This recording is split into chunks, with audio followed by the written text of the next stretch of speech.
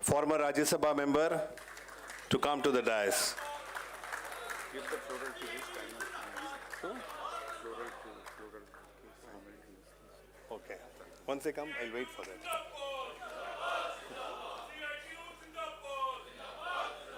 Yeah, tell Sutappa. Sutappa to give the floral. No, they will give.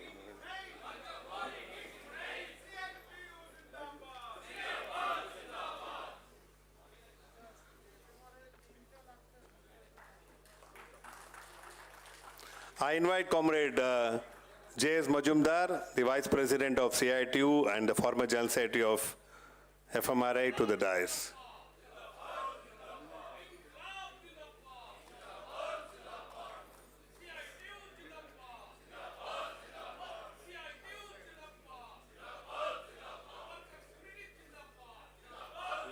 Ready? Who is ready? Yeah.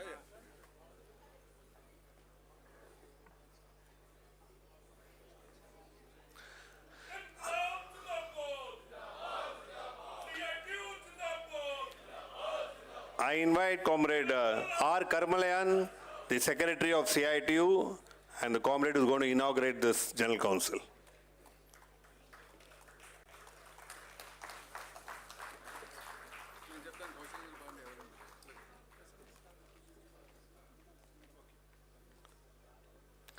Comrade, we also have the pleasure of having various fraternal trade union leaders and mass organization leaders amongst us who have come here.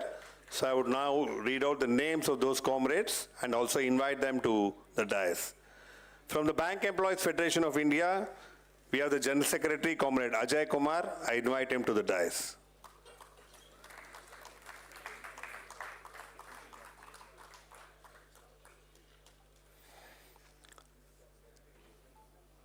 From All India Insurance Employees Association, the Zonal Joint Secretary, Comrade G. Kishore Kumar, is there with us. I invite him to the dais.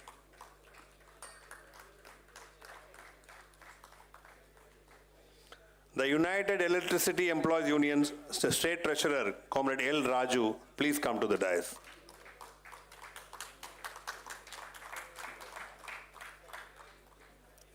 From the BSNL Pensioners Association, the State President, District President, Comrade Madhav Rao, please come to the dais.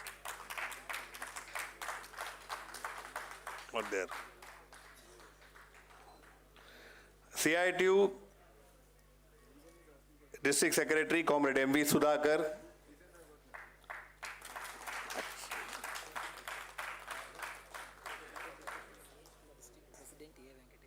Okay.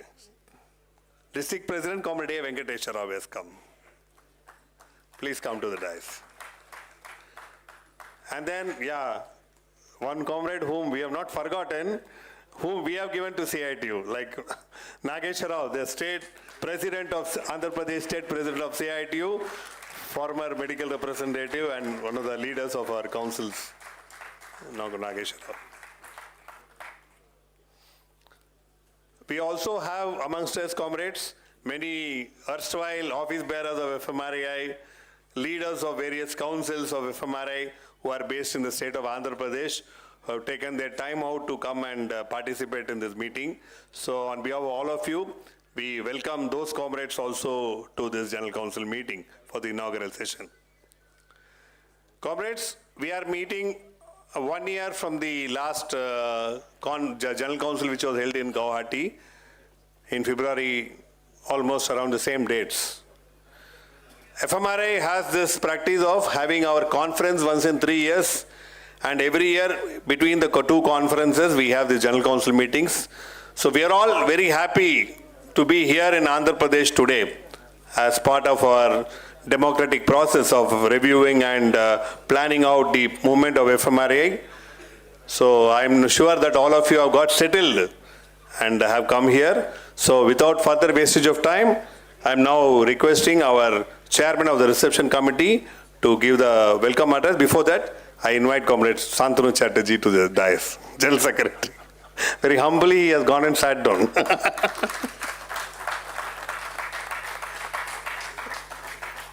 Other Secretariat members also, FMRAI, please come and occupy the chairs in front of the. Working women coordination. Coordination Committee convener Kamala, Comrade Kamala is there. Comrade Kamala, Working Women's Coordination Committee. I request her to come to the dais. Yeah, please. Anybody in between? You keep telling me. Okay. Yeah. I invite.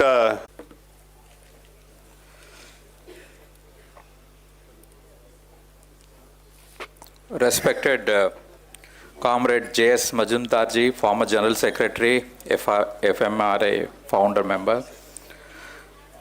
Comrade Tapan Sen ji, General Secretary, CITU.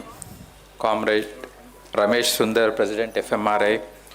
Comrade Santanu Chatterjee, General Secretary, FMRAI. And fraternal delegates attending General Council meeting from across the country, and the members of the people's organizations, and my representative friends. I am Dr. A. Purnanand, Chairman, Reception Committee. Cordially invite you all to this city of victory, Vijayawada. Vijayawada is known since very long times in the ancient days, and it is known for one thing, as FMRI is known in our circles, in our city, because of Krishna, the pulse, and which is the main important part of our. So it has a unique distinction of floating population equally to its residential population, and it is a nerve center for both politics, culture, and revolutionary activities. Even the communists revolt against the malpractices based on the society, the activities against which are against the people. Irrespective of which government is in power, the social activists are always against the power, basically trying to sort out problems which are, and Vijayawada is been very popular for that kind of activities.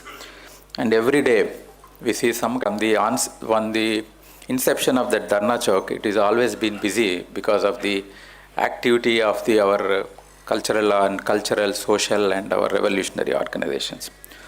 So this is basically a brief history of our city, Vijayawada, and has places which are of both interest to the people who are interested in spiritual activities and also social.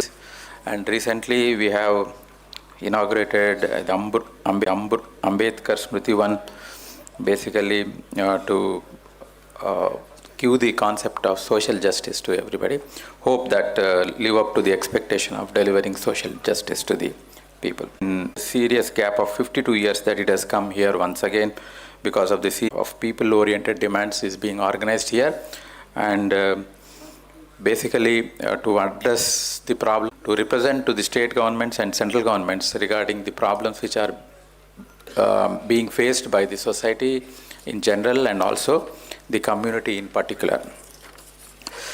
So basically the organization is intent on to introduce a rational drug policy to suit people's health requirements. Unfortunately, there are so many drug legislations, but there is no really a rational drug policy.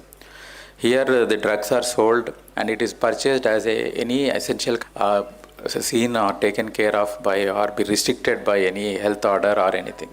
All the drugs, both spurious and also made by the reputed companies, are sold like essential kirana products across the counter. All the medicines for us are OTC only, antibiotics, anxiolytics. And most of the time anxiolytics and antifrex are taken by the patient without the prescription and sold by the pharmacists or by the medical shop people without knowing about the seriousness of their addiction potential and also which they prone to the gullible. We have policy, but there is no serious way of implementing it in a proper way to make the general public healthy. It is unfortunate that people or the doctors than healthy people out of patients. Here we are making more and more people on some kind of drugs. Here we see number of people, they start their day without taking a PPI in the morning. Out of 100 people in Vijayawada, probably 75 people start their day by taking a PPI in the morning, which was prescribed 10 to 15 years ago by a general practice. So that drug is available across the counter, and they are purchasing it for the monthly prescription. Sometimes organization should trust the people whom they have selected and given the option to promote the products. So they should be given that freedom, and if they promote 4 people only, if they get that impact on that is enough.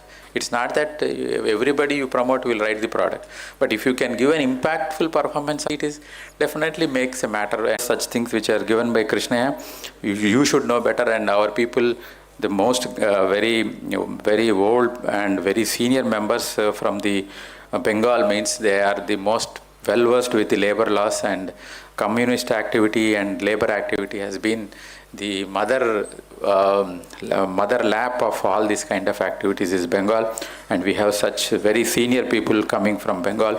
So we request them to make these people aware about what are the labor laws and why they are not been implemented in the medical representative community. And we request Krishna and all the people to make people aware, the younger generation also, about the labor laws and how to optimize their work according to the labor laws. Labor laws should not make the people to do away from work, do dharnas and do such kind of activities and shout slogans. They should optimize their work. They should do their work properly and see that they are not being taken by the ride by the community, the corporate affairs and the corporate people, to give them the good response or good. So the theme of this meeting is right to health. Actually, right to health is there, but people are not fulfilling their responsibilities to keep them healthy. The biggest responsible person who has to take care of health is not the government, it is the individual. For individual to be healthy or the society to be healthy, the responsibility by each individual by themselves. They should have a healthy living, eat healthy, think healthy, do healthy. You eat everything at irregular times and where you want, and you want the right to health to be given to you. How can anybody expect to give you a right to health? They can give you medication, but they cannot give you health. They can give you disease, improper water supply, or because they're doing all sorts of pollution and traffic accidents and all those things. But they cannot give you health. It has to be taken care of yourself.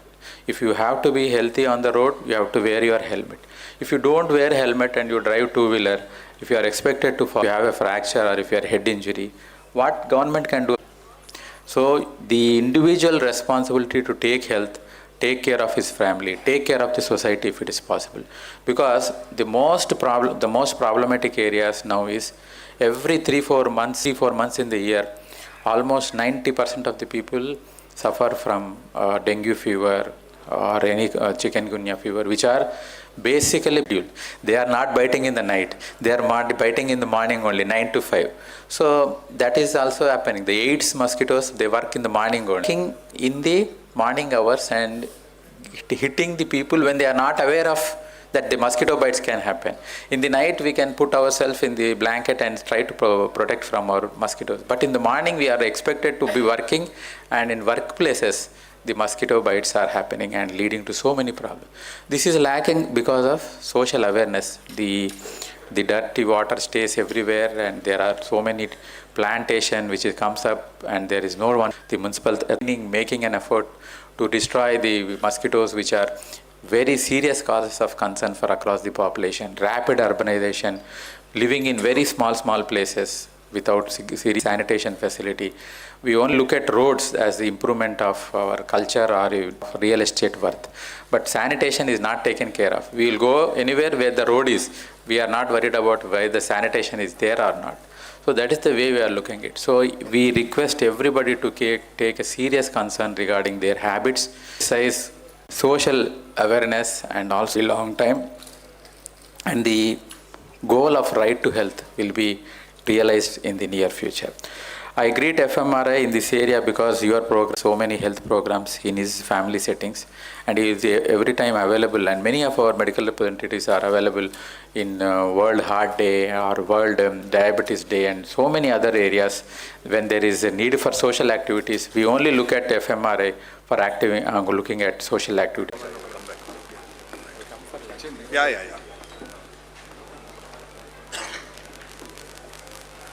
Santanu.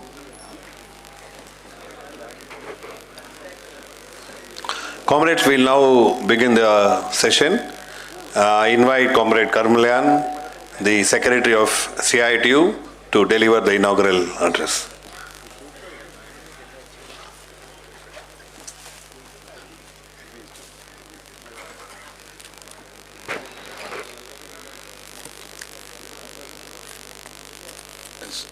Comrade President Ramesh Sundar and Comrade Tapangsan, General Secretary CITU, our veteran leader Comrade J.S. Masumdar, and Comrade Shantanu, other leaders on the dais, and all of our General Council members. On behalf of CITU, I have an opportunity to be with you. Indeed, it is a great pleasure and a privilege to inaugurate this session of General Council FMRAI. One of the pioneering in the fighting organization of Indian trade union movement. Yeah, it is after coming here for the past 2 days I am with you. Yesterday also I had an opportunity to attend the working committee. And I had some discussion with the Comrade Shantanu. And Ramesh Sundar about the present condition of our worker. Yes, we are thus, as this meeting, we are holding this, our General Council in a critical juncture of the country, both in terms of our trade union movement as well as in the political atmosphere. So I asked about the general nature, yes, of our medical representative employee. Yes, it is well written in the document itself. They too also much worried. Yeah, every day and night our representative are being chased away. One way or other, they are being hunted by the managements. So much of digitalization or surveillance or targeting in the names of reporting or locking, everything. All this way they are being tortured, harassed. Now there is even law. Earlier we have at least a minimum protection in the law, Sales Promotion Employees Act. Now it also repealed. So even without a protection of any law, though it is now, for time being it is going on. How long it will be when government will notify the implementation of the 4 labor code, we don't know. Still we are in this law has got a lease of life due to our consistent movement. So without any legal protection or any such a legal framework, that we are our working condition and everything now increasingly becoming more precarious. In terms of wage also, in terms of working condition also. Working hour, everything. As the doctor, while he delivering his welcome address, he already narrated all our problem also. Why this is happening? Why we are being hunted? Why we are being harassed? Why we are being tortured? Why we are being exploited? Why we are being put on mostly as a contractual labor? What is the condition? Who made this condition? That is the area that now we have to focus on, I think so. CITU General Council working committee recently met in Warangal. We made some little analysis on the situation also. My General Secretary Comrade Tapan is here. Definitely he will deal in detail after listening to your discussion. Even tomorrow, the day, either tomorrow, I think you may speak on all the, to give some orientation in the present situation. So why all these things, not only here in a medical representative, in all field, where you go anywhere, even public sector, the permanent employee and the proportion of the contract, it is a diametrically opposite.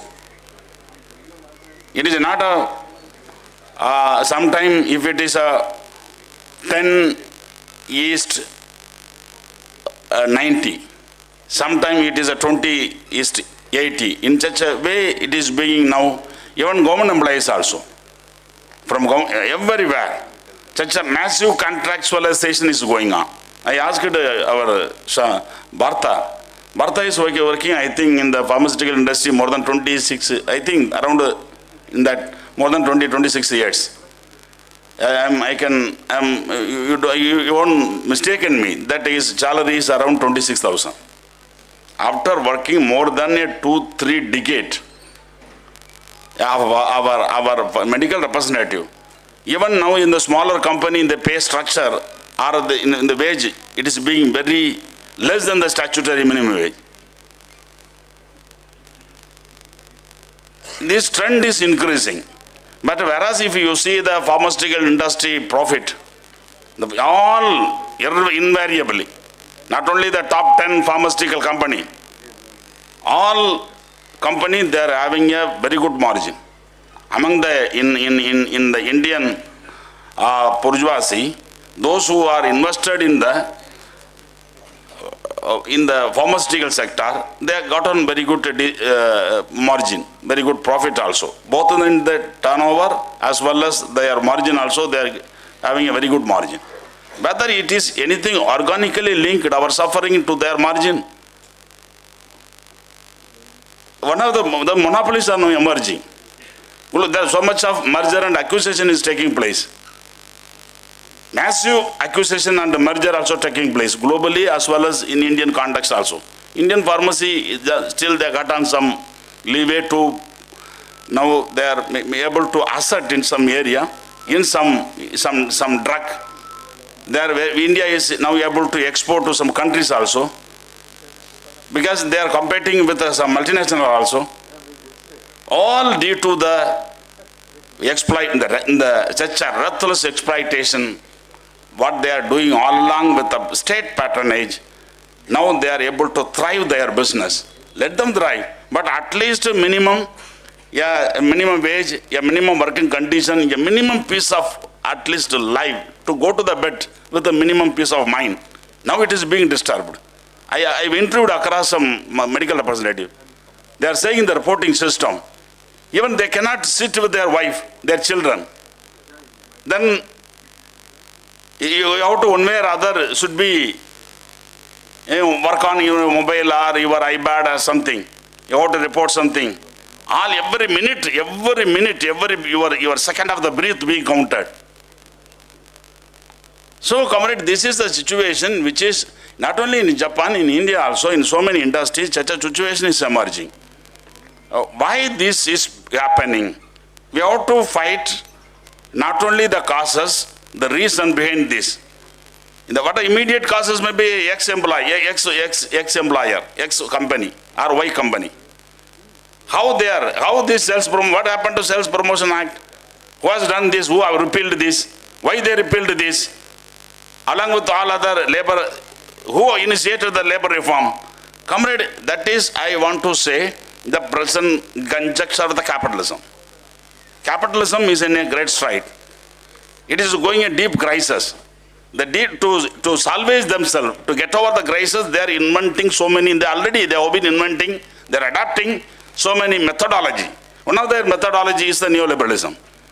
What do you mean by neoliberalism? It is not a concept at all.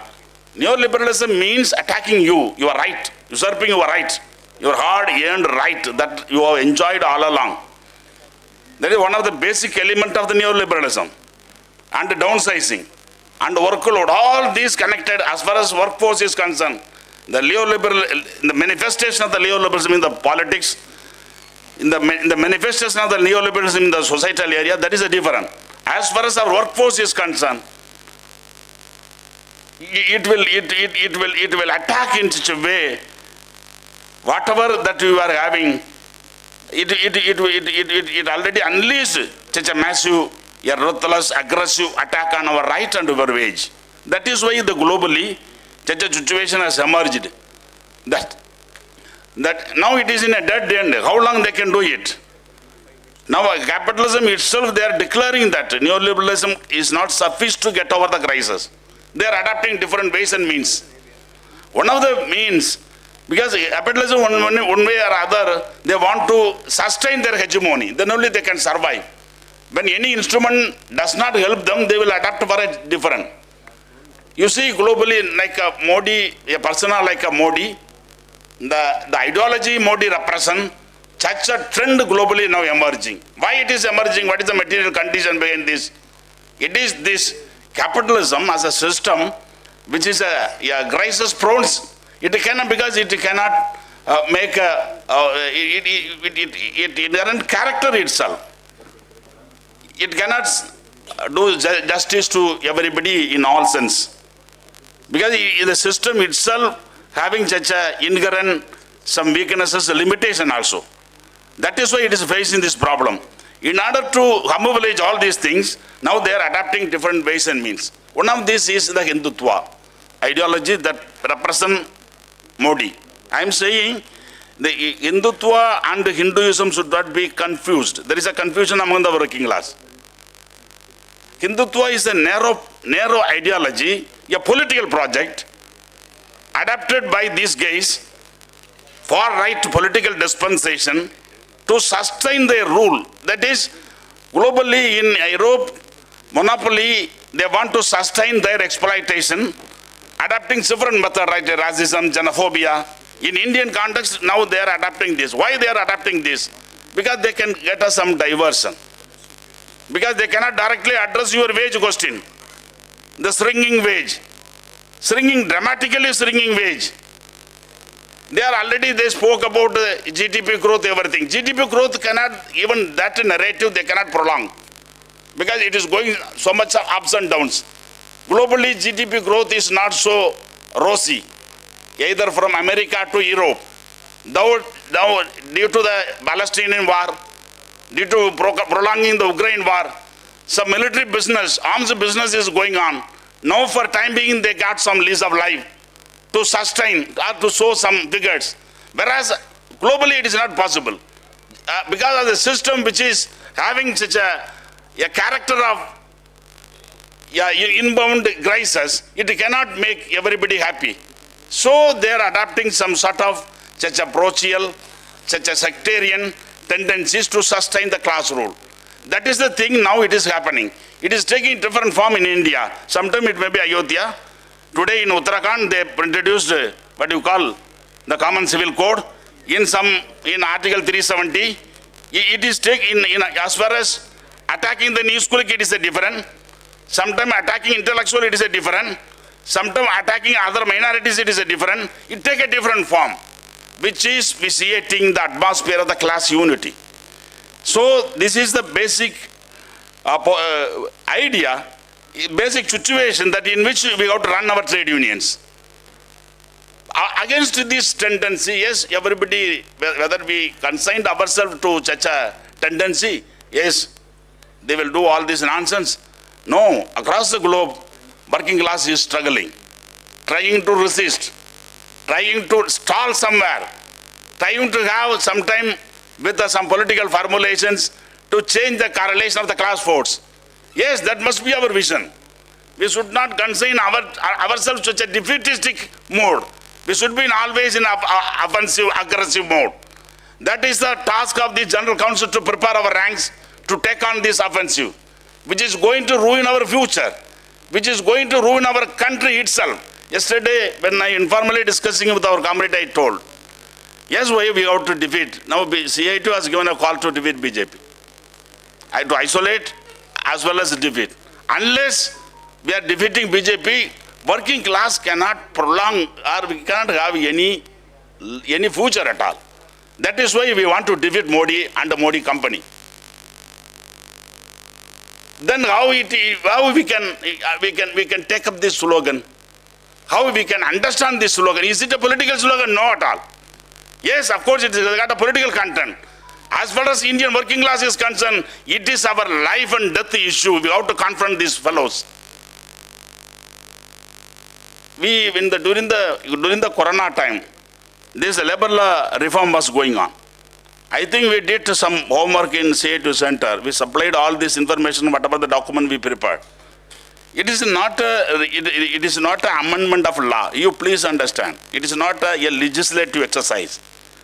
It is an exercise basically addressing the capital-labor relation in a given context. They want to change the labor-capital contradiction in favor of monopoly, in the favor of bourgeoisie, to at the cost of our own workers' hard-earned right. Accordingly, one of the mechanism is changing the labor laws. In the height of this Corona, when migrant worker, you know how they suffered a lot, how they traveled across the country with staking their own life. And that act was repealed. Now there is no act to protect the migrant labor. Like you, in a different, we got a specific sector-specific law. I am very fortunate to appear before the Parliamentary Standing Committee. Parliamentary Standing Committee on India, there is one argument that India is having the multiplicity of the labor law. Multiplicity means that India, there are so many adjectives they are using. Yeah, so much of laws. You put together, it is a huge loss globally. India is having such a labor laws. It is more rigid, more archaic. It will not allow us to have a business very easily. Such an argument all along for 3 decades they are constructing. Accordingly, in the Labour Commission, the second Labour Commission was constituted, the terms of reference also. When Vajpayee, in his first tenure itself, they laid the foundation for the labour reform. Now they took up fully. When Modi came, the very first cabinet meeting, Modi came to power 2014. In June, February, first week of June, they are meeting 2014. 14 itself, the first cabinet meeting, they took up the agenda of the labour reform. They processed it. Why all along they are more consciously pursuing this? Because it is a dictate of the capital. They want to make the things in a different way to exploit you. In an old narrative, they cannot rule. The capital rule cannot sustain. They cannot exploit as much as they want. So they want to make a change. Accordingly, now they done away with all labor reform. Then I went to the Parliamentary Standing Committee on behalf of the CITU. I argued to them, sir, you are saying that so much of, why only 4 laws is enough? Now 45 laws. So we are amalgamating, we are repealing everything. Then I told them, sir, India is such a country. India is not like Europe or America. We are a country, we are having such a diverse natural resources itself. We are having plantation, we are having a salt pan. We are having a mines, we are in the deep sea. We are having a medical representative, we are having so many occupations. Our crafts BD is not in Europe. We are having plantation, we are having a BD, we are having the salt pan. We are having a different material reality in the country. Accordingly, the law emerged. All our forefathers of Indian Parliament, they enacted this law. It is out of their wisdom, out of their own experience.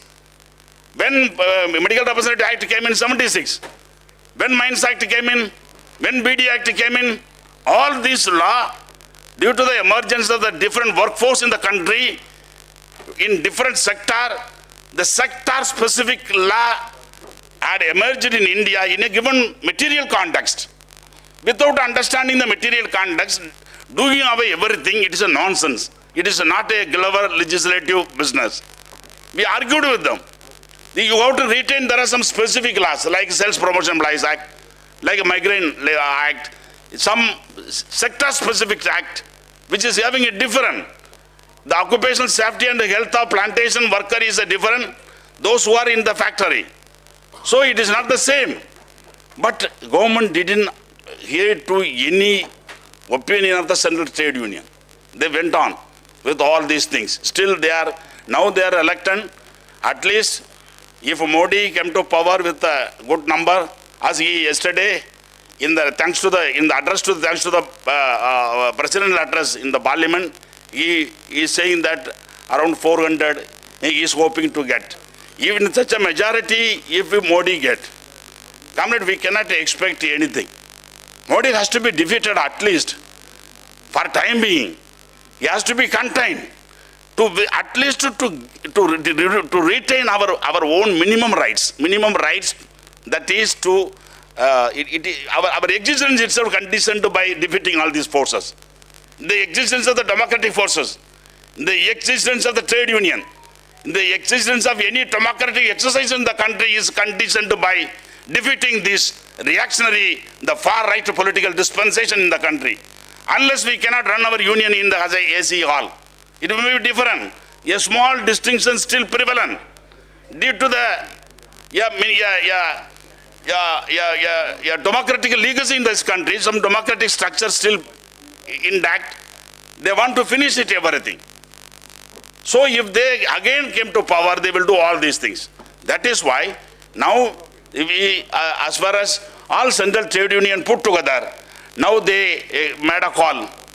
Not only CITU saying so, all central trade union, we took a much more effort to bring them on the table.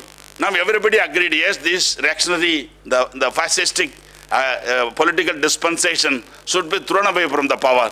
Then only minimum class interest, both worker as well as peasants, those who are connected to the material and service production of the country, those who are creating the wealth in the country, their interest has to be protected. Unless their interest is connected with the growth of development of this nation itself, the development of the humanity itself, then we have to defeat one way. Accordingly, now we conceived some program also. You have to debate, you have to involve in the February 16th also. Now we are going for a massive mobilization. In some sector also, our worker, they are already planned for a strike action. Along with the Gramin Bandh, our peasantry as well as agricultural labor, they are going to have a road rocker, rail rocker like a program along with the Gramin Bandh. So such an activity, we want to keep the, as guy borrowing the term from Tapanda, that is our bought heart. It is very important. Unless we are active in with such a program, we cannot contain, we cannot make a visible our narrative. Election, it is a festival. India, country like India, it is a festival. Now country is moving towards the election. In this election, the ordinary people are involving in the, not only it is a aberration like a paisa, they are buying the vote for paisa, all these things. A democratic discussion is happening. You please don't forget. In all this election, in debate, people are debating, in which you see in the issue of labor, the issue of employment, the issue of poverty, the issue of inequality, the issue of the health, it is not attracting or it is not becoming in the integral course of this debate. The debate already Modi diverted to somewhere. That is why each and every day, why today, morning, yesterday they brought in the common civil code as a trial in Uttarakhand. They want to set a different narrative, different discussion, not on our precarious working condition, not our precarious wage structure, and not our attack each and day and night, our attack on our privacy. They won't bother about these things. They want to have a different narrative. So to put our own livelihood issue in the common narrative, in the political discourse, we should keep our organization hot. We should keep our organization in the path of struggle, in the class struggle. Then only, at least we can make some visibility in the presence of the democratic movement through the lifeline of the democratic movement is a trade union movement, where you could play. Yes, you got such a great legacy. But in December, amidst these things that you had a very good national strike, All India strike, with 100% participation. CIT noted with a great pride that among its constituent and affiliate, our FMRA, all its FMRA affiliate is a most valiant organization. They are having such organic link with the member. If they make any call, they can galvanize entire more than 1 lakh member into action. We are expecting the same such a thing in February 16th. All your program, despite your own constraint, you should be in this movement in a good number. We are expecting that you should do these things. Similarly, comrade, this tendency of rightistic, this corporate communal nexus, it is not only a Modi perversive, ideological perversiveness of rightistic forces. It is organically linked to the capitalism. Indian capital, global capital also they want. So now today, some monopoly houses, they are encouraging this tendency. Not only few monopoly, globally monopoly companies, all monopoly capital, one way or other, they are propping up these tendencies. In India, because you see the graph of monopoly houses, not only 5 monopoly houses, top, Adani, Ambani. Whatever may be the trend in India, their profit, their looting, their blunder is going on without unhindered.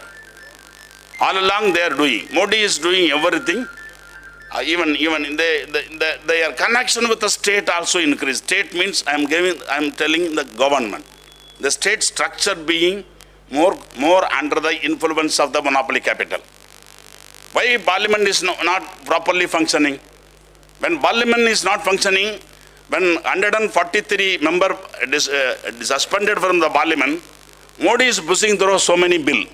Not only here, now our 2020 labor law also passed in such a way. Your Sales Promotion Employee Act was repealed when entire opposition was out of the parliament. Modi is keeping always the entire opposition out of the parliament while passing all such laws. When Modi wants to give away the minerals, he will keep the opposition out of the parliament. When Modi wants to surrender all our natural resources to the monopoly, if a monopoly conspiring to take away all our natural resources at a cheap cost or at a free of cost, then when such a debate, such a law comes in, then entire opposition will be out of the parliament. You see the influence, the grip of monopoly capital on the governance of the country, for which now that is such a alliance, corporate Hindutva alliance, now which is the order of the day. It is not a democratic structure as we learn in the schools and colleges. It is a different structure. Now that is ruling the country. So our fight and our understanding, comrade, it needs much more perfection. Then only we can take on them in the correct direction. I think FMRAI, a valiant organization which is having such a great record of class struggle, made so much of a history. Each and every day, I used to tell when I was associated with the FMRAI in Tirunelveli, when I was a district secretary, later in Tamil Nadu, I got a little association and interaction with our comrades. I have seen among the trade union who are directly confronting the global capital, in the multinational capital, monopoly capital, FMRAI members are the first person in the country directly confronting the capital. They are having such a rich experience of confronting the capital. You visualize a different methodology of functioning, how to take on them. Yeah, your council method, all this, it is a novel method of confronting functioning, how to take on this aggressive attack of capital in a different sphere, in different area. You are the masters in that class struggle. Yes, definitely, CIT has got a lesson out of this. We are visualizing, we are adapting in some other sector, how we can reach. Another one, you are having a direct link with the ordinary member. 1 lakh member tomorrow morning, if no organization in the country, with the permission of my General Secretary, I am saying, no organization in the CIT, we can claim that. If you decide to meet the member, FMRAI is the only organization. It can take the message very first morning, next morning to ordinary member. If you want to take anything, you can take it. Such organically a more organizationally linked organization, you can make a miracle. With this hope, I think that now the coming period is a more critical. It is a more challenging period. A class cannot, working class leader, any working class should not be any pessimistic idea. You should believe our class. This class which is the instrumental in the social change of the human history. You please believe our class. The historical role of the working class. Sometime it may take some time. The time may be different. Maybe a decade or 2 decades. Globally, so far the human history proved that capitalism is a system which is frontally taken by the working class. Not only in Europe, globally it is being challenged, this system. So here I am having such a hope with that vision.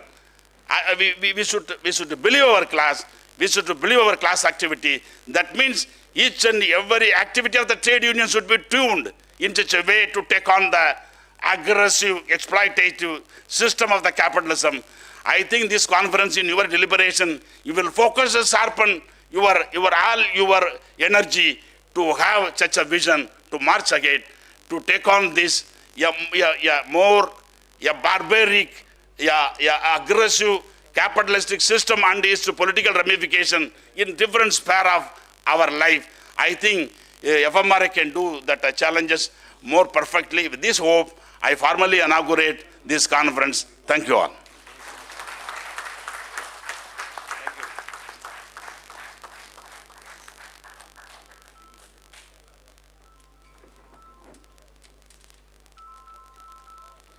Thank you, Comrade Karmalayan. I am actually personally associated with Comrade Karmalayan for the last 30 years. He comes from the southernmost district of India, probably, Tirunelveli, and he is now working in the CITU Center for the last 3-4 years. So we are very happy to have you here with us, comrades, and thank you for your valuable contribution. We have with us Comrade Supraja. She is Anganwadi Union District Secretary, and she recently, actually, there was a big struggle of Anganwadi workers in the state of Andhra Pradesh. Through working class, you might have known that thing.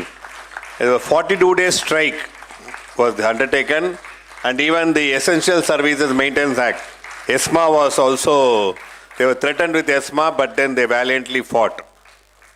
So we are very happy to have you amongst us, comrade. So now we have our fraternal comrades also here to greet us. First, I request our Bank Employees Federation of India General Secretary, State General Secretary, Comrade Ajay Kumar, to greet us.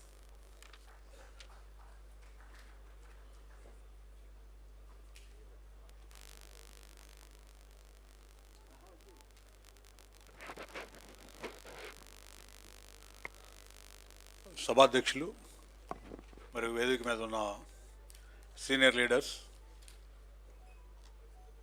And FMRAI leaders and వివిధ సంఘాల నాయకులు, ఈ all India council సమావేశాలకు ఇచ్చేసిన comrades అందరికీ కూడా ముందుగా విప్లవాభినందనలు తెలియజేస్తాను. మొత్తం కార్పొరేట్ సెక్టార్లో గ్లోబల్ కార్పొరేట్ చాలా పెద్ద ఎత్తున రంగంలో ఫార్మా రంగంలో ప్రధానమైన స్థానంలో ఉంది. అయితే మానవత్వం అనేది లేకుండా పెట్టుబడి పెట్టి లాభార్జనే ధ్యేయంగా నడిపే కార్పొరేట్ రంగం ఉండకూడని రంగంలోకి చాలా చుచ్చుకుపోయి వచ్చింది. ఇందా పూర్ణ గారు కూడా చెప్తూ, డాక్టర్ గారు చెప్పారు, public sector manufacturing, pharma manufacturing రంగంలో కనుమరుగైపోయింది, పూర్తిగా మల్టీనేషనల్ కంపెనీల వశం అయిపోయిందని. ఎందుకంటే ఏ రంగం ప్రైవేటైజ్ కాకూడదో ఆ రంగాన్ని ప్రభుత్వాలు, సక్సెసివ్ గవర్నమెంట్స్ ఏంటంటే పూర్తి స్థాయిలో ప్రైవేట్ పరం చేయటం, దాని దరిమిలో వాళ్ళ వైద్యం అందని పరిస్థితి దేశ ప్రజానికానికి వచ్చింది. కానీ నిరంతర స్ట్రగుల్స్ ద్వారా వాటిని నిలువరించడానికి కావాల్సిన ప్రయత్నం FMRAగా మీరు చేస్తూ ఉన్నారు. ప్రజా ఆరోగ్యాన్ని కాపాడేదానికి, అట్లాగే నకిలీ మందులకు వ్యతిరేకంగా, కార్పొరేట్ దోపిడీకి వ్యతిరేకంగా పెద్ద ఎత్తున ఉద్యమిస్తున్నటువంటి కామ్రేడ్స్ అందరికి కూడా విప్లవాభినందనలు తెలియజేస్తూ ఉన్నాను. అలాగే ప్రధానంగా మేము బ్యాంకింగ్ సెక్టార్లో పనిచేస్తూ ఉన్నాం. వాళ్ళ ఈ రంగం ఆ రంగం అని లేదు, ఈవెన్ పబ్లిక్ సెక్టార్లో కూడా అనార్గనైజ్డ్ సంఖ్య చాలా పెద్ద ఎత్తున పెరుగుతూ ఉంది. ఇప్పటి వరకు ఏంటంటే క్లాస్ 4 కేటగిరీలో మాత్రమే అనార్గనైజ్డ్ ఉండేది. కానీ వాళ్ళ ఆఫీసర్ కేడర్ నుంచి క్లరికల్ కేడర్, అన్ని కేడర్స్లో కూడా అనార్గనైజ్డ్ని పెంచుతూ పెద్ద ఎత్తున నిర్ణయాలు తీసుకున్నారు. గవర్నమెంట్ పాలసీస్ అమెండ్మెంట్స్ అయినాక ఈరోజు ఏంటంటే బ్యాంకింగ్ సెక్టార్లో కూడా పర్మనెంట్ నేచర్ ఆఫ్ రిక్రూట్మెంట్ నిలిచిపోయింది. 4 years టర్మ్కి కాంట్రాక్ట్ నేచర్లో ఉద్యోగం రిక్రూట్ చేస్తూ ఉన్నారు.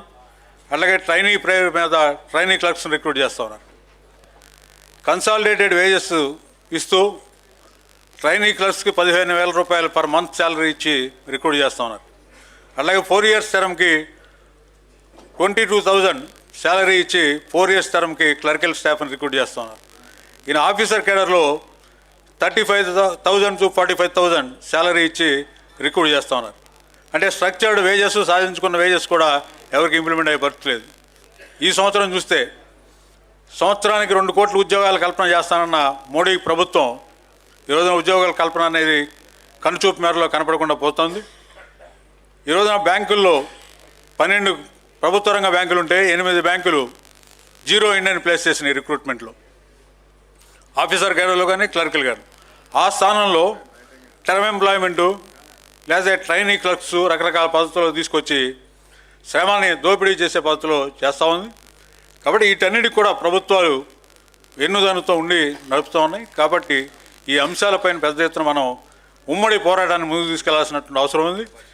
ఒక కీలకమైనటువంటి దశలో మీ యొక్క ఈ జనరల్ కౌన్సిల్ సమావేశాలు జరుగుతూ ఉన్నాయి.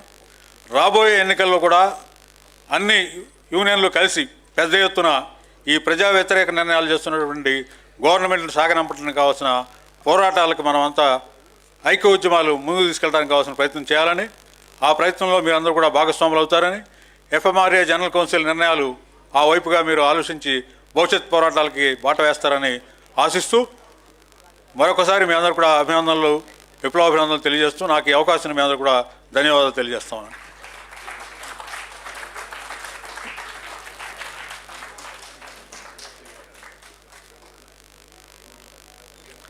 Comrade, I invite Comrade G. Kishore Kumar, the Zonal Joint Secretary of All India Insurance Employees Association, to greet.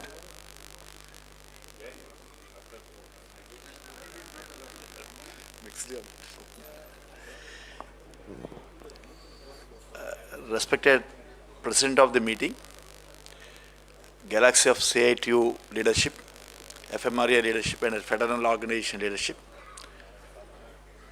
on behalf of All India Insurance Employees Association, we are extending revolutionary greetings to this working committee meeting. All India Insurance Employees Association and FMRAI is closely working on several issues from last 5 or 6 decades. So, this working committee also takes some decisions, resolutions, which is confronting the industry, not only confined to the industry, but also confronting the country as a whole. Because it is our experience when we are functioning and associated with the FMRAI leadership in previous several occasions on several issues. That may be the issue of fighting on the patent rights issue in Parliament. A large debate was taken place by the FMRAI leadership. Several programs, for example, on the issue of GST, on pharmaceutical industry, on medicines, on the issue of spurious drugs, on the issue of labor laws, on the issue of working condition of the representatives. So many issues were closely observed. FMRAI doing the excellent work. Only because of the excellent work and ideological work done by the FMRAI, today the representatives are working freely in the industry, what we feel. There is a uniqueness in FMRAI functioning, what we observed as All India Insurance Employees Association cadre. Generally, you are working in the fields, you are working in marketing side. Even though you are working in the marketing side, you are in the marketing line, whatever the call given by the FMRAI on the issues, whenever the call given by the FMRAI, wherever you are, but definitely the presentation and participation is more, that is a uniqueness. So, we learned that even though we are in administration, we are sitting in the offices, the participation level of the FMRAI leadership or the cadre are different. We appreciate your participation, your presence in the meetings. In future also, definitely we extend total cooperation to the movement of the FMRAI on their rights. Definitely we hope this meeting of the FMRAI working committee take a decisions, resolutions and give a direction to the fraternal organizations, not only on the issues of the pharmaceutical industry, but also the total industries, total issues of the country as a whole. We support the decisions and resolutions taken in this working committee. Definitely, we assure you that as an organization of All India Insurance Employees Association, we will be associated with your movement in future also. Thank you for giving me the opportunity.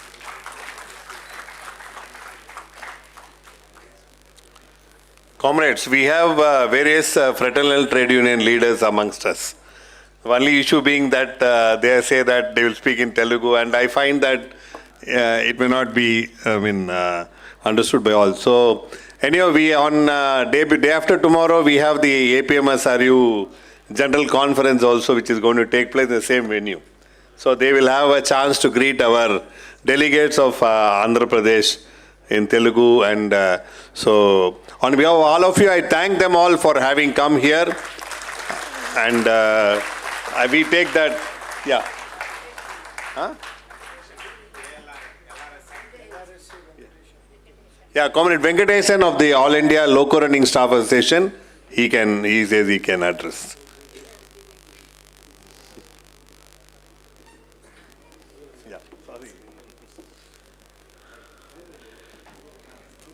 Respected Presidium and leaders of the Federal Organization and FMRAI leaders in the podium, and my dear friends, good morning to everybody.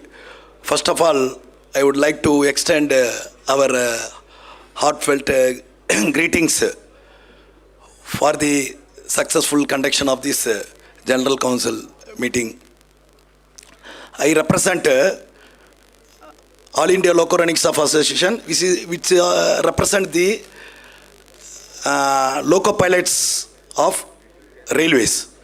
And I find that the problems facing by the, apart from the differences of this organized sector and unorganized sector, the major problems faced by us there are very many similarities. Now, after the COVID period, the attack on our rights as well as the working conditions has increased manifold. Practically speaking, our working conditions are unlimited, and it is entirely based on some targets. Your targets are sales, our targets are hours working. It has increased. So, we know the problems are almost similar. We know this country has created more wealth, but the problem is the distribution of the wealth. This government and the private capitalist forces, they don't want to part their whatever the growth they have accumulated with the workers, either organized workers or unorganized workers. That we have to fight back. And I am very happy to know that FMRAI has lead the struggles against these repressive policies of the present government. And I am aware of the your problems and the problems faced due to the statutory problems created by the government, like this SPA Act, and controlling through the electronics gadgets and the locking of the reporting site and all. We too are facing the same problem. We too are facing the electronic surveillance, and ours target, increasing the target of working hours, like that. The problems are similar, and I hope that in the future that there should be a coordinated effort from all trade unions, because any single organ cannot fight against the repressive forces of the government. So another fact we have to acknowledge is, whenever we are conducting agitation programs at all, I found that the response from the layman or the common man is very tepid. Actually, though we took a lot of efforts, common people could not understand our problem. We have to first overtake this problem first. And I think the second thing is there should be more coordination and among the fraternal trade unions in their programs. And I extend our fullest cooperation and solidarity for any of the future programs conducted by you. And once again, I wish you a successful conduction of this meeting. Thank you very much for giving me this opportunity. Thank you, Comrade Venkatesan. Now I invite Comrade Santanu Chatterjee, our General Secretary, to say a few words.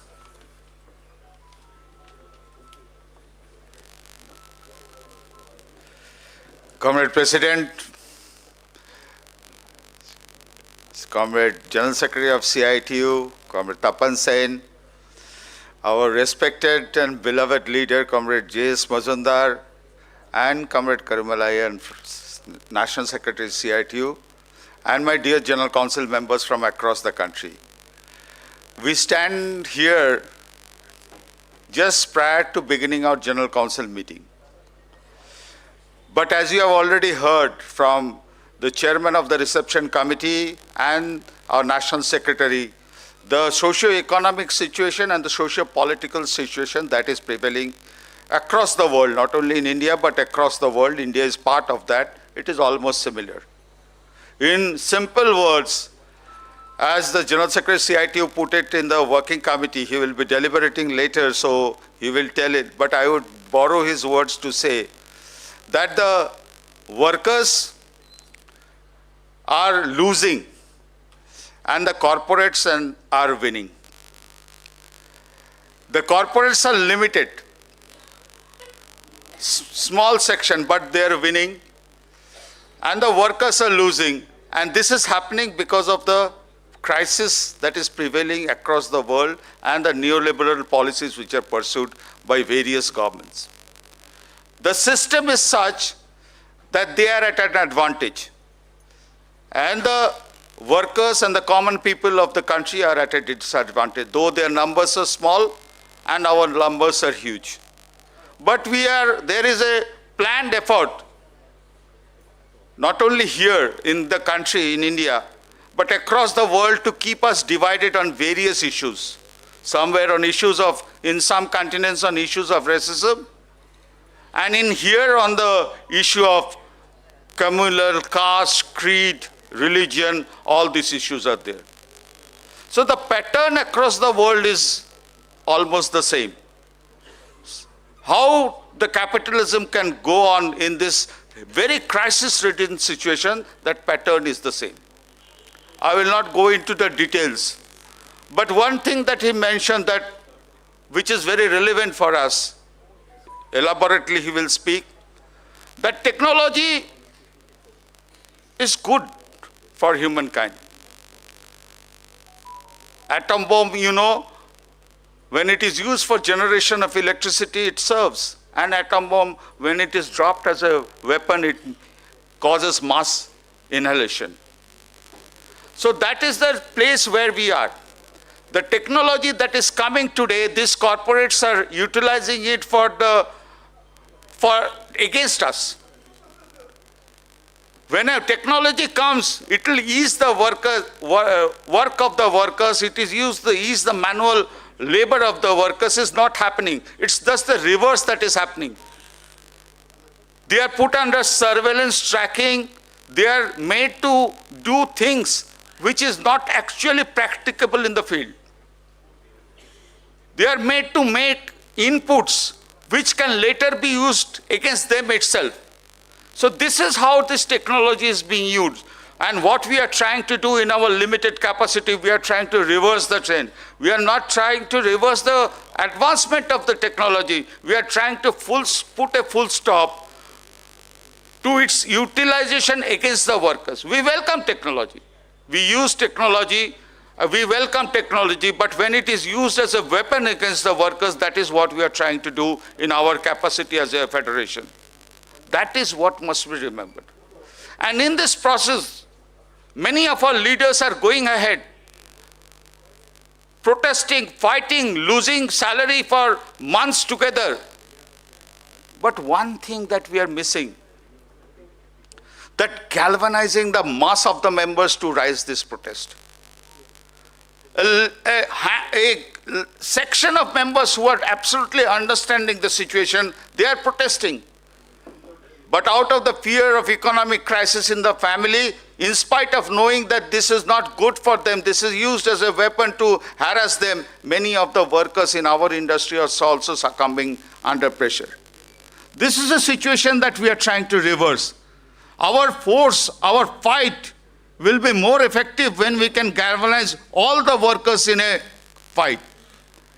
If it is a splintered, it is always advantage to the employers. That is one area we are trying to sensitize the workers. The root cause that might be sensitized to the workers so that we can keep up the fight. And another area is that is very coming on us, has come on us. When we stand in February doing the General Council meeting, the elections are just around the corner. Probably when we just go back from here or in the first week of March, the dates might come, announcement, any date. And it will be expected to held in somewhere in April or March. So time period for us is also short. But we take this as an opportunity also because we have been doing this campaign for quite some time. For the last, after the Guwahati General Council meeting, constantly we have in this campaign that what this present government at the center is doing away with labor laws, bringing labor codes, and specifically for our profession, it will do away with the Sales Promotion Employees Act, the only craft act for this medical and sales representatives. So in absence of that, there will be steamrolling by, already we are seeing the situation. The employers are steamrolling, trying to steamroll the workers. It is only because of our united protest across the country that we have been trying to put some brakes. But these brakes are not sufficient yet. There has been mass terminations in various companies which are fighting. There has been mass wage cuts which are continuing to fight. We have put on some brakes, but we have to put on a much greater brake to halt this onslaught on the sales promotion employees. And for that, it is not only us, but we have to unite with the total working class and the common people of the country and put up a resistance which can put the concerns to this present ruling dispensation. And one of the factors there is the 16th February, the sectoral strike, the industrial strike, and the rural band.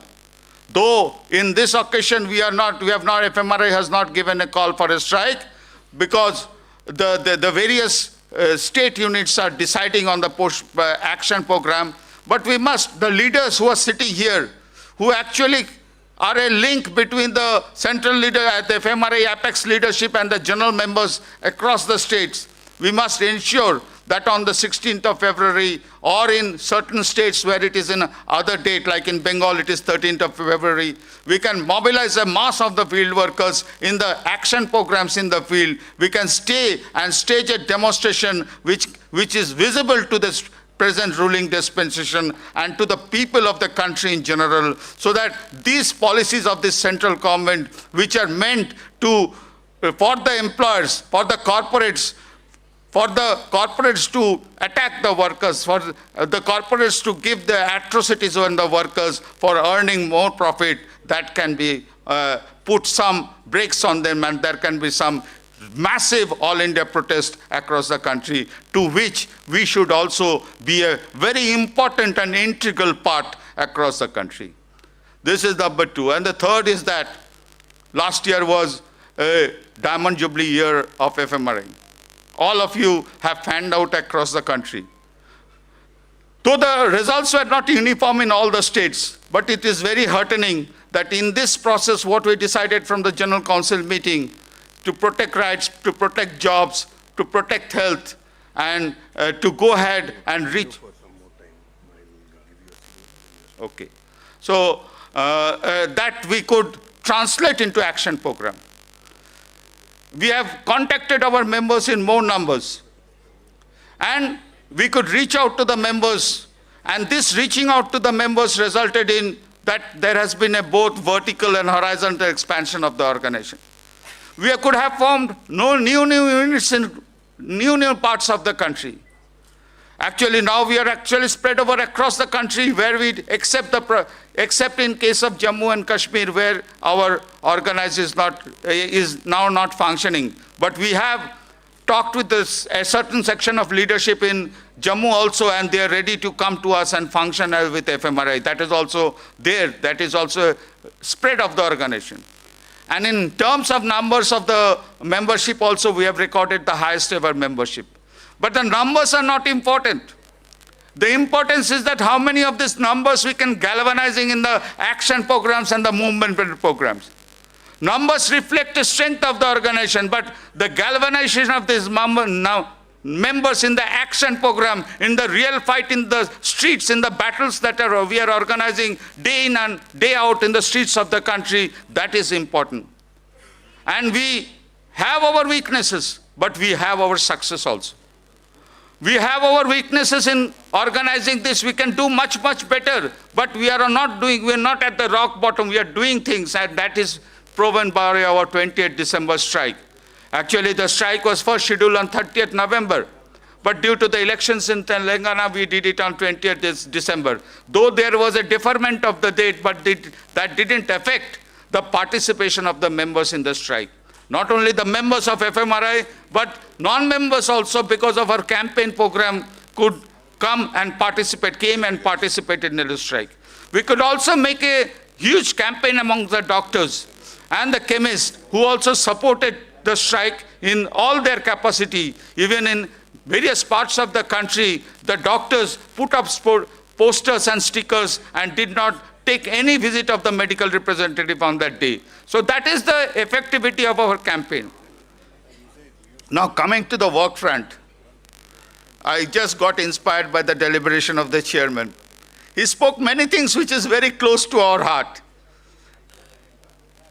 But one thing he spoke, which you should ponder.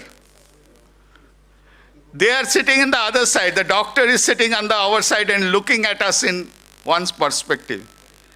One statement that he made, many of us go only to the doctor's chamber when the managers come. I don't believe that that is a general phenomena, but that is an observation of a doctor who is close to us. So I think this thing which we had decided long back in the Shimla General Council meeting of parasitism, the parasitic tendency that is growing amongst us, and the opportunistic tendency, it is a constant struggle. It is not a one-day struggle. We are workers. We should be loved to be seen by the others as a regular worker coming regular. I think that is somewhere, in some cases, we are missing out. The leaders here are not bold enough to say this, that your work is to be in the field. And today was an eye-opener by the statement of a doctor who is very close to us. Sometimes we take some things for granted and miss out on certain basic things. I think we should sensitize. We are workers, we earn our wages through working. And this should be the policy. We have been telling, Comrade JS is here, he used to tell from the very beginning, inception, when I was almost a kiddo and went for my job at Patna. He's telling that our primary job is to work, and you should be, what work you do, that is okay, but further to that, what reporting you use, that is your record, what you send to the company. So work and report, and that should be synchronized. That is what was the message from the very beginning of most of our careers. So I think we should take the statement of the doctor, not in the other sense, but we should take it in our real life and try to promote it, what is being seen by the other side, the doctor's profession on us. He also appreciated us for our activities on the social front. Yes, comrades, it has been there. It is the history of FMRAI to jump into every occasion, whether it is an earthquake or whether it is a flood or whether it is a catastrophic situation during the COVID. We have done it, and we can do it. We have the capacity. Our members are committed to the social cause, and we will continue working for the social cause and upliftment of working for the common people of the country. Our fight against the medicine-related issues, our fight for reducing the GST on medicines, our fight for reduction of the price of medicines, not not without profit, but based on the cost of production, since long has been towards this direction only. We have somewhere succeeded, we have somewhere long way to go and achieve the things. But in the recent past, we have observed that this central government at the behest of the corporates have been diluting the prices of the medicines. Today you go to purchase a medicine, last month it was some price, this month it is 10% because they have taken away all controls on the prices of medicines.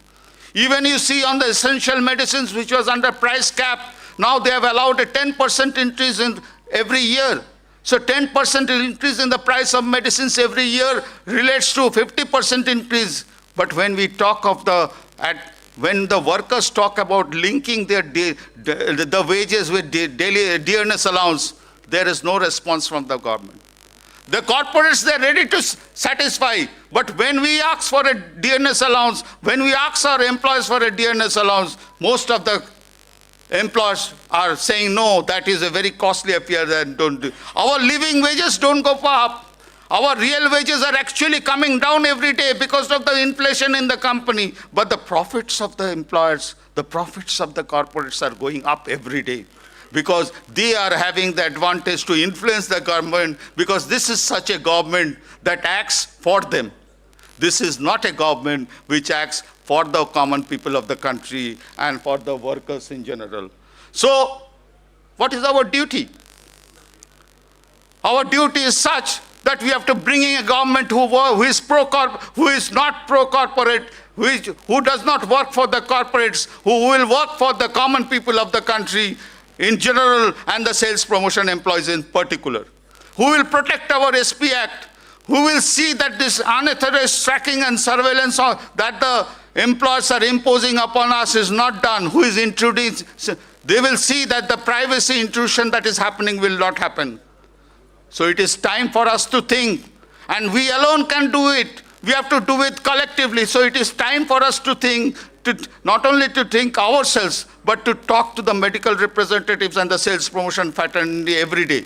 We have to reach their homes, sensitize them, talk not only to them, but to their family members, their friends, and their relatives, so that we can reach out to a large members and we can see that we sensitize the workers in the coming parliamentary elections and see that this government which is at the center does not come back to power, not for political reasons, but for the protection of the workers, to save the democratic setup of the country, to save the common people, and to save the workers, and to save the sales promotion employees, to save the profession of the sales promotion employees and the medical representatives. That is the task that we have to take from this General Council and go ahead for the next 2 months, fight it out, not leave a single. What will happen in the elections is another, that we cannot predict. Like yesterday the Prime Minister predicted they will get 400 seats. I don't know how he can predict. He does not believe in the people of the country to exercise their votes. Probably the EVMs are hacked. But we believe that we can put in the sincere effort, go to the people of the country and see that the people of the country are sensitized to change this government and bring a government who will uphold the democratic values in the country, who will introduce policies which will help the common people and the workers and the sales promotion employees. With this, I greet you all and conclude. Inqilab Zindabad.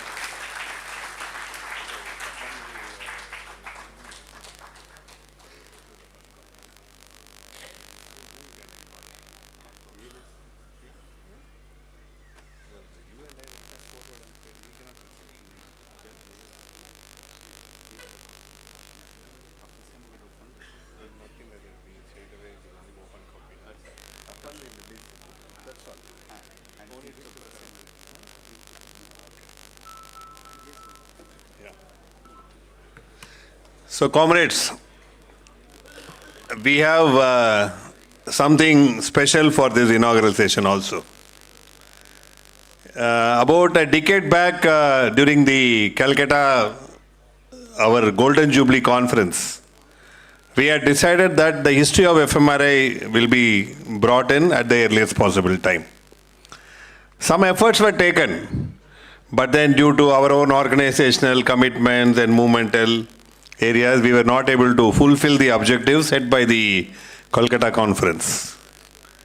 But however, one of our tall leaders of the field workers movement, Comrade Gyanda J.S. Majumdar, has taken time out, and he has we have been talking with him also. He has been talking to many of us.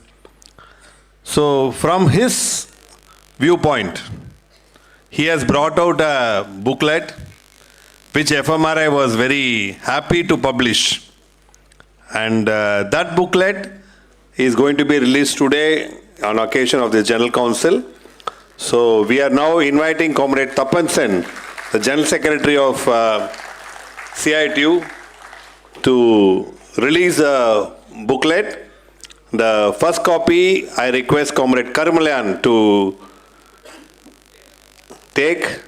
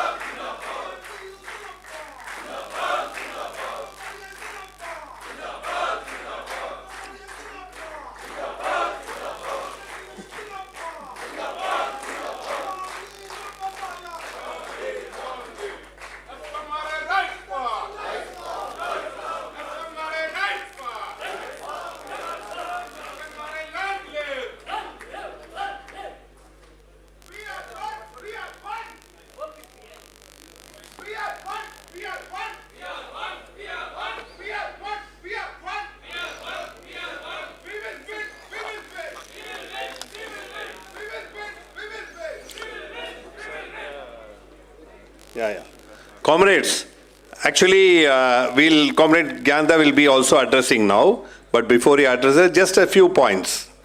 This booklet has been, the preface has been written by our General Secretary, Comrade Shantanu.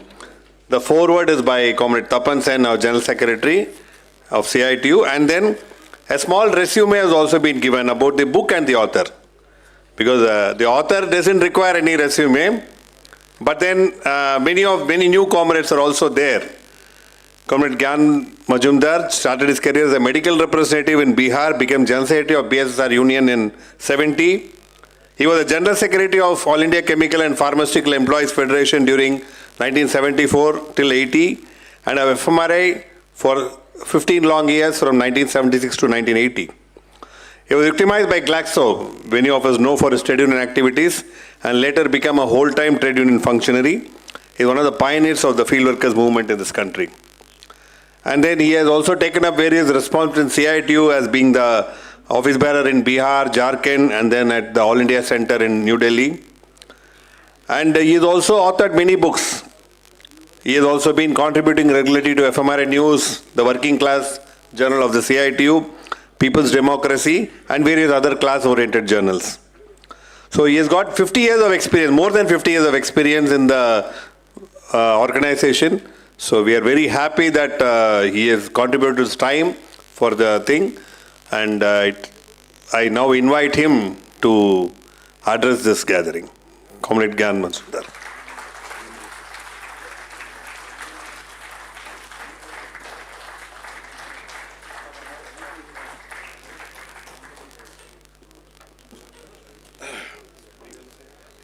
Comrade President, Comrade Tapan Sen, other leaders on the dais, and Comrade General Council members of FMRAI and invitees. In fact, this is not the booklet, any history. It's a personal view, it's not an organizational view. So the name of this book, The Fascinating Journey, FMRI The Fascinating Journey, FMRI leadership asked me to change the name so that it becomes a organizational outlook. But I did not agree to that, because it is not an organizational outlook. It is personal views or the development of FMRAI with its personal understanding. It's not organizational understanding, it's personal understanding, views and concept that is there. So that's why the name of the booklet is FMRAI, The Fascinating Journey. Now there are many things among the medical representatives which are not yet been known to others. Few of these I want to inform you about this. Not about the book, but about the medical imaging in general. See, medical representatives are self-sponsored employees. They belong to the category of self-sponsored employees. But that's not all. Medicines is a special commodity, cannot be sold in the market just like this because of its usefulness and its dangerous consequences also for misusing. So, from production to sale to utilization, everything is guided by a law, medicine. There are two laws. One law governs the production to sale to utilization and everything. That is known as Drugs and Cosmetics Act 1940. The second law is Drugs and Cosmetic Magic Remedies Objectionable Advertisement Act 1954. Second law. In the second law, how the drugs can be advertised in a restricted way. That defines, the second law defines it. In that, there are 4 ways that drugs can be advertised. In a packing slip, in the communication literature to the doctors, a therapeutic index and price list, and fourth, but not the least, a medical representative's direct communication with the doctors. Detailing, or medicinal detailing. Therefore, from this law, a profession emerged out. A specially appointed persons for the purpose of detailing a medicinal product to a doctor under Drugs and Magic Remedies Objectionable Advertisement Act, the name medical remedies emerged out. So medical remedies are specially appointed for the purpose of detailing a medicinal product to a doctor under Drugs and Magic Remedies Objectionable Advertisement Act. So therefore these two things are there. One, nomenclature, name. Medical remedies name is there because from the beginning, and Supreme Court said, Constitutional Bench Supreme Court said they are medical remedies. Many of the managements do not know it, even they don't know it, they are trying to ignore it. What the point I am trying to emphasize is that medical remedies, legally medical remedies is the only persons who can detail a medicinal product to a doctor, no other category of employees. No manager, no executive, no supervisor, no PSR, nothing. If you give a nomenclature to a post other than the medical representatives, he has no right to go a doctor and detail a company's product. This is a legal position. But nobody challenged them so far. Drug control authorities are not aware of this. Therefore, drug control authorities should be made aware of this. That drug promotion is also come under them. They should be made aware of this, that only medical representatives category, whose name is, professional name is medical representatives, as per Supreme Court judgment, they are only persons who are authorized to go to a doctor and detail a medicinal product. No other person. There is no scope of online, offline detailing and all this. There is no scope. There is no scope of reporting also. It is a confidential reporting. Medicine is a powerful instrument, a confidential reporting. There is no scope of reporting, online reporting and all these things. But going on, it needs to be challenged. So I am emphasizing on this point. The medical representatives, my other writings will come up on these issues. I shall go on writing on this and give it to FMRAI on these medicines and all these products. See, this point I am trying to emphasize, medical representatives is a special category of self-sponsored employees under Drugs and Magic Remedies Objectionable Advertisement Act.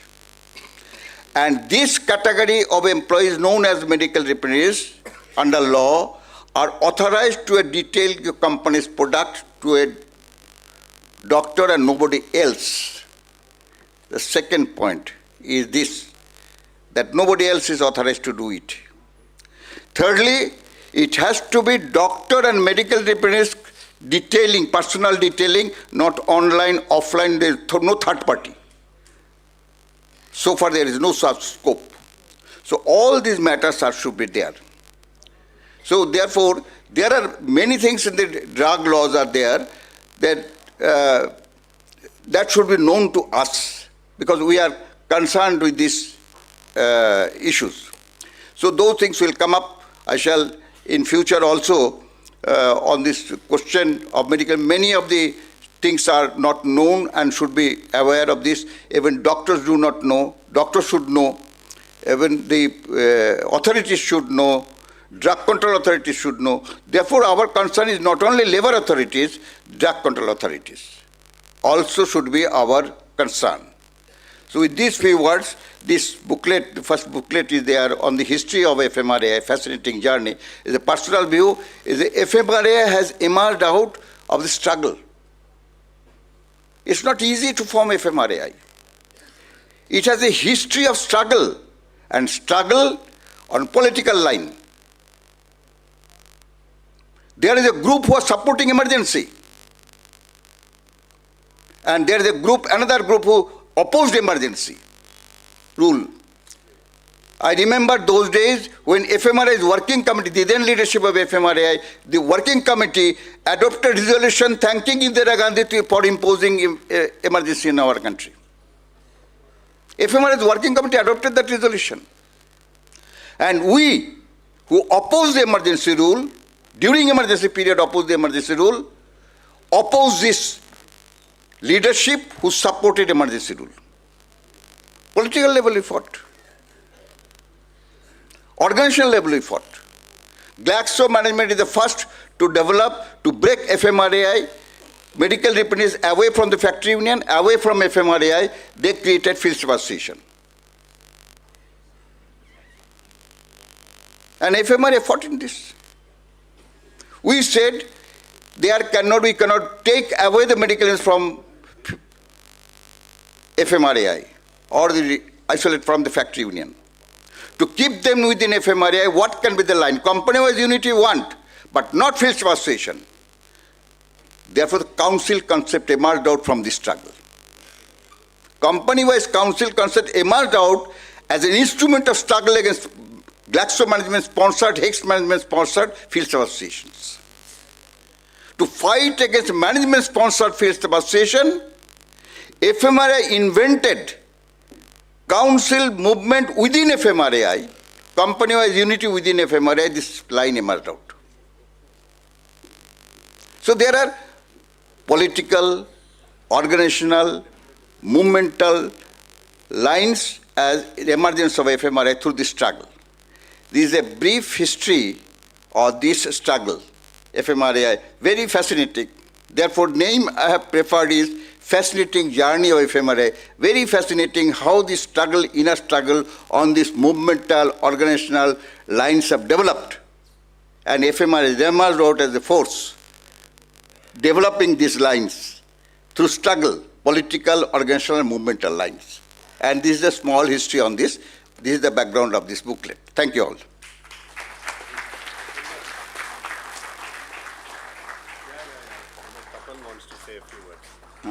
Comrade Gandha has told, means in this book you will also find that the process, how it started of a small spark, started into a movement which we still maintain of a 10 days notice.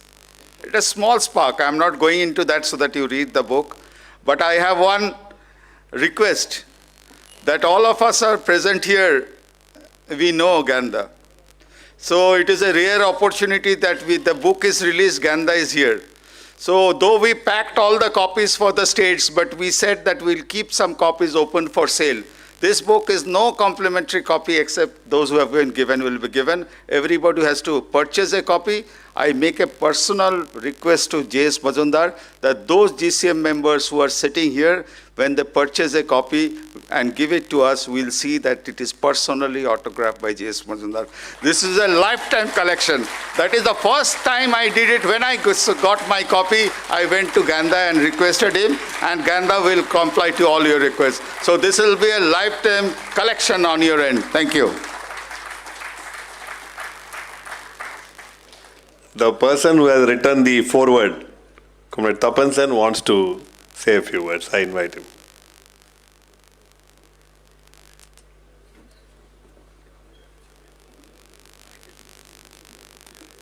Comrade Ganda told, what is this book? It is not an history. It is you can say, a kind of diarizing of the experiences while developing the organization brick by brick prior to its formation. You are sitting in the General Council of FMRAI. Even prior to formation of FMRAI, it was a commentary of the experiences, how it led to that organization. And thereafter, the important hurdles were faced, and those hurdles were combated not with the general middle class understanding, there is hurdle, kya kare, koi chara nahi hai, there is no other alternative. No. There are problems, problem has to be overcome. That is the basic working class ideologies dictate to us. Problem cannot be a plea for non-performance.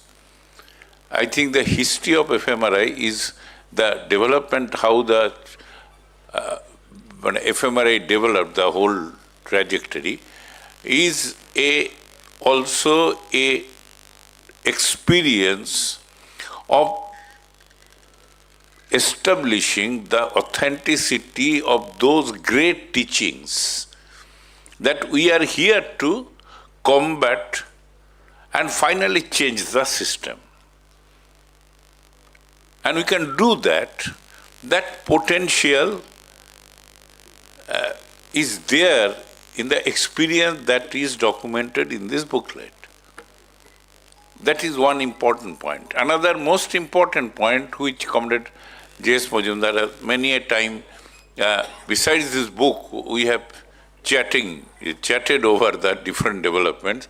That is, there was at initial period when the movement develops, at that time there was an equally vibrant movement in the production system itself. And yours is a sales promotion service. There was an organic linkage, and movement developed in that background. The crucial point that is to be noted, that subsequently the production segment movement got weakened. But FMRI survived. Not only that, FMRI expanded, grown to its strength. It is not an easy task. Had there been equally vibrant production sector having close liaison and linkage with the sales promotion employees movement, I think things should have been a bit easier and also qualitatively different. And in that case also, the FMRI has to sail against the current. That is also a very important phenomena we have to take note of. And it's a lesson to us and also gives us the direction that the production sector also must be built up and liaison has to be developed.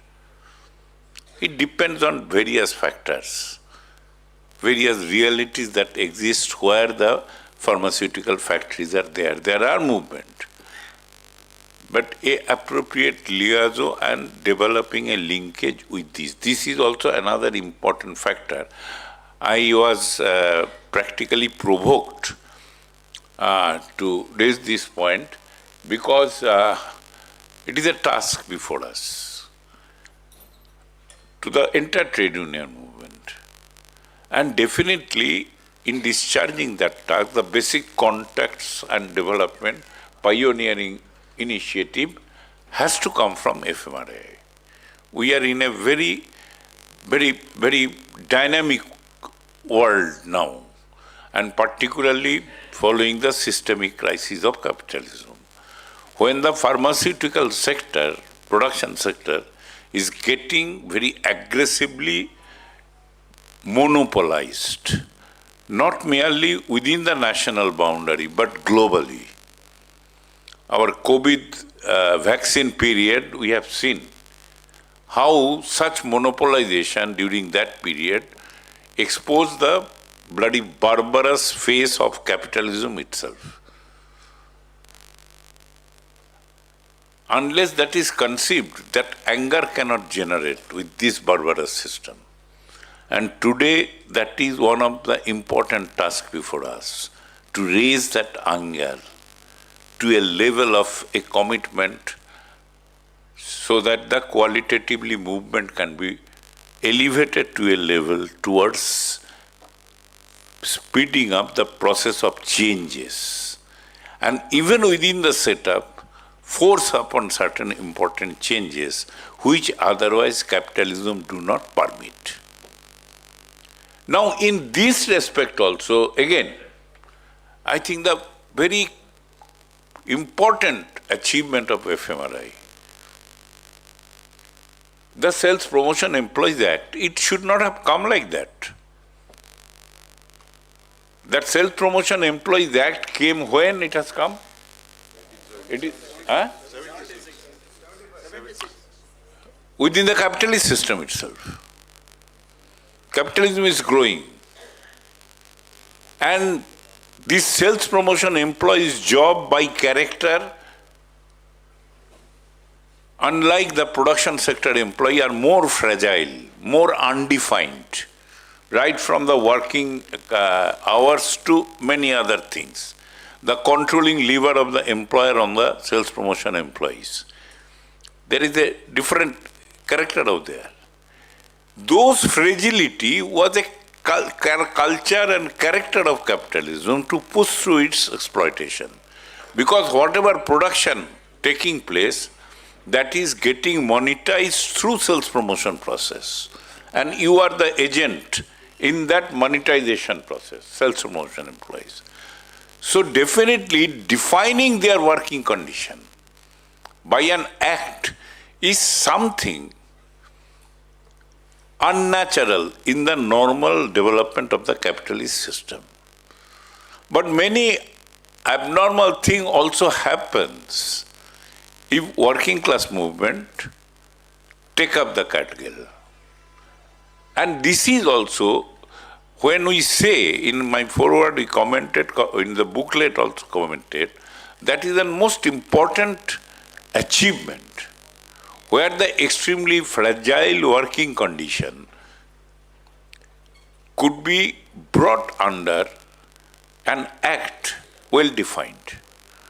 Not only that, 2011, its scope was further expanded to 10 more industries, including automobile and many, computer and many other sectors. In 2011, notification was there. This is, again, I am telling you, not a natural process in the development of capitalism. Capitalist system is a spontaneous system.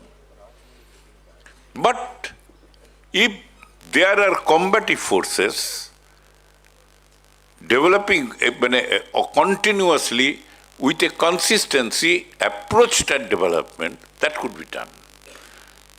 That could be achieved. And this sense of achievement must give us confidence, particularly in today's situation, to go further forward, combative and militant. If we can do that at that time, why cannot do it now? In 76, your Self-Promotion Employees Act came into being after the defeat of emergency, or rather in the midst of emergency. Try to understand the important time factor. And that emergency was also a reflection of the tremendous contradiction within the capitalist class itself in our country. All these factors and an organized workforce's intervention, all taken together, it came to that development. We play with the contradiction. We utilize the contradiction, the working class movement, consciously utilize the contradiction and finally made it possible. So I think this experience to be, the basic dynamism behind it has to be conceived, realized in depth by us in the body of our organization, only because of the purpose that will give us some more strength. There is nothing impossible for the working class if pursued consistently. And there is nothing impossible, howsoever strong a barbarous or autocratic or fascistic a political power may be. It can be combated, it can be defeated. That gives us that confidence. And this is all the more important, particularly with one sentence I'll finish. Your fragility, your undefined character was brought under a rules, regulation, law. Now that is going to be diluted further. The labor code regime has sought to pack up your Self-Promotion Employees Act when you are again and again representing that why rules are not being written on Self-Promotion Employees Act. At that material time, it is being sought to be further packed up by the labor code operation. Not only this, 29 labor laws. Whatever positive things have been diluted. And furthermore, executive has empowered itself by the labor law mechanism, labor codes, empowered itself with arbitrary power to change the provision in the labor codes, whatever is there enacted, even to change it without coming back to Parliament, right from your working hour and many other stipulations made in the labor law. Executives, that is bureaucrats, may change it on their own by taking a decision. It is a travesty of a legislative exercise, travesty of the whole constitutional perception how a legislation should be taken, a legislation exercise should take place and get approval in the Parliament. By enacting labor law, and again the same kind of fragility was being pushed through. Your report says, whatever you achieved, now on that attack is coming. One is through digitalization, in ensuring a digital control on you, and many other formats. Again, it is going to be trying to be made to fragilized. So that in the midst of an extremely fragile employment system, you could give a big slap on the face of the ruling class and got Self-Employees Act enacted. When again it is going to be fragilized, the same force must act with confidence that when we could got our Self-Promotion Employees Act, we can combat these attacks also, and definitely we will stand success in the days to come. With that determination we have to go. So this history book must provoke all of us to further go into detail in the present day contradiction that is developing. That must give us confidence as well as provoke us to go in further and strategize and innovate ways and means. When the attack is so all-pervading, the response cannot be on a way which is already we are following. We have to innovate ways, intervene, And at the same time, we have to link our consciousness with the root where from the attack is coming. I think this exercise must continue within the FMRI, this research and orientation with the necessity. And last point, again, I told in your earlier some of the meeting also, a new generation of fragile employment relations are coming up, gig workers. They are being appointed by app, no particular workplace, no defined working hours, no statutory minimum wages. They are also being organized. IT workers. Till now, IT workers are organized not on a company based, but on a within general union, because company based intervention, we are yet to come that stage organizationally, very clear. We are yet to get that teeth in the IT workers movement. Gradually we will develop, and here also I think the experience of FMRAI, right from the days of foundation, will help to organize these new generation workers. There are many leaps from the Sales Promotion Employees Act can also be utilized to define their working condition, and that is a battle ahead before the entire working class movement. So every struggle, their experience gives way to develop the further development, further organization, further move to develop further movement, expanding the movement in a bigger area through these experience. And this exercise of releasing this book must be seen as a provocative action for the entire FMRI movement. I think in that context, Comrade Ganda's contribution is of immense historic importance for this General Council. Thank you. Thank you, Comrade Tapan. Anyhow, Comrade Tapan will be there with us till tomorrow evening, and he'll be addressing the delegate session with more details.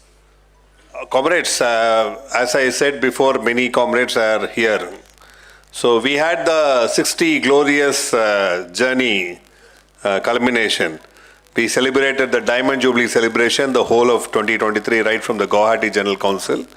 So this is indeed a feather in the cap for FMRAI that we conclude the journey of 60 years with the release of this book. And on this occasion, comrades, in Vijayawada today we have many, as I said, erstwhile office bearers and some of the leading comrades who contributed to the movement of FMRAI. So we thought it is apt that we invite the office bearers and some of the working committee members of FMRAI who have retired and are with us today to come and get a copy of the booklet from the General Secretary of FMRAI. Incidentally, Comrade Ganda was very, he wrote the name of the comrade and he has personally autographed the book. So I'll now invite Comrade K. Ramesh, the past Vice President of FMRAI. He was also holding several responsibilities in the state of AP, to come and get the book from Comrade General Secretary.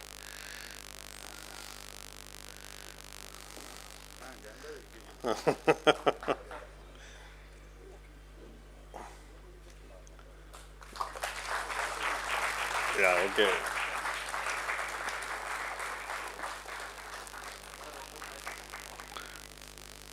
Comrade Kamesh Rao, Secretary FMRAI.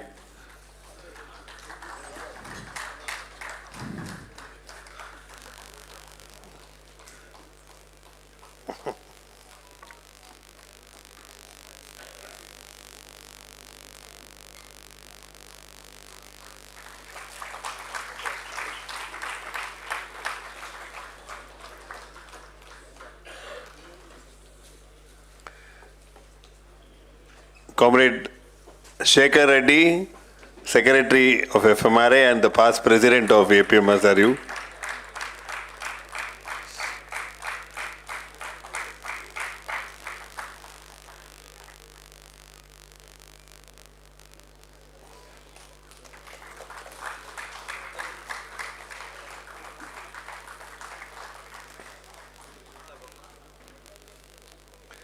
Comrade Raj Mohan, former working committee member FMRAI, former General Secretary of APMSRU.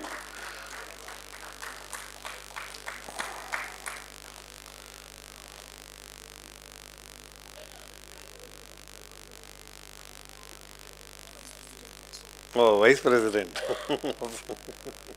Macha, now Vice President of APMSRU, right? You know that.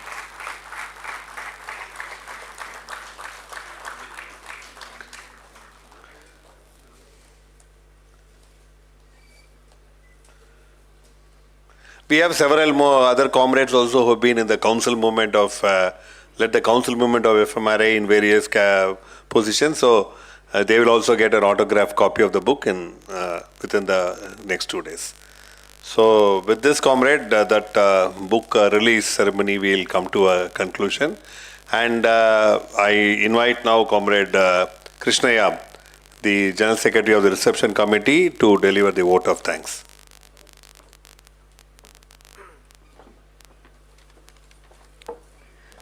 Comrades of the Presidium, and we would like to immensely thank Dr. Poonanand, who accepted readily to be the chairman of the Reception Committee.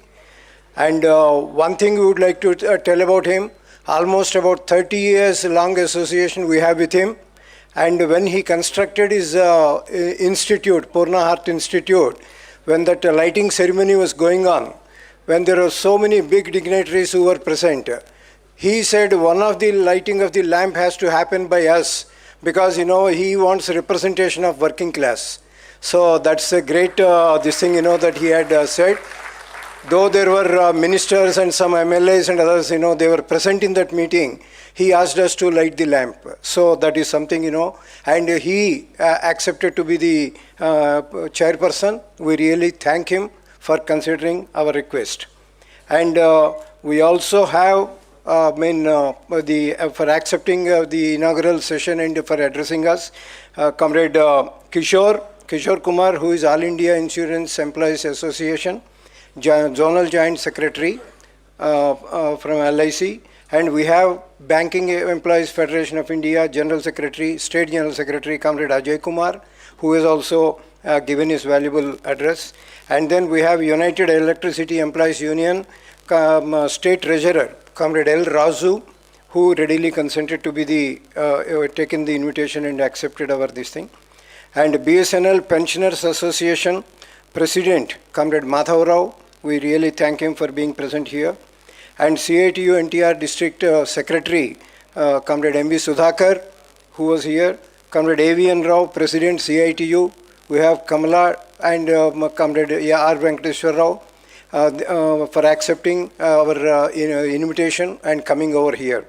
And we really thank and appreciate and acknowledge the presence of Comrade Gyanda, who is a beloved leader of all of us, and of course on the occasion of this inaugural session, releasing a book. We really thank him for guiding us in all aspects. And we have Comrade Tapanda, who has been the General Secretary CITU, along with, it is excellent speech, and of course he will be deliberating further tomorrow. And we also have Karmalian, who has been guiding us from the beginning. So, and all the media people who have really covered entire episode and of the inaugural session. And then for the members who have been very patiently and attentively listening to entire proceedings, we really thank and appreciate the participation of each and everyone who is here. We really thank the volunteers for making the program of inaugural session a very good success, and a lot of work has gone in. We really acknowledge each and every member's contribution in making this inaugural session a grand success. So, announcements also. Comrades, we shall be breaking for lunch very shortly, maybe in 2-3 minutes. We have 2-3 announcements. Vegetarian people can have food in the ground floor itself.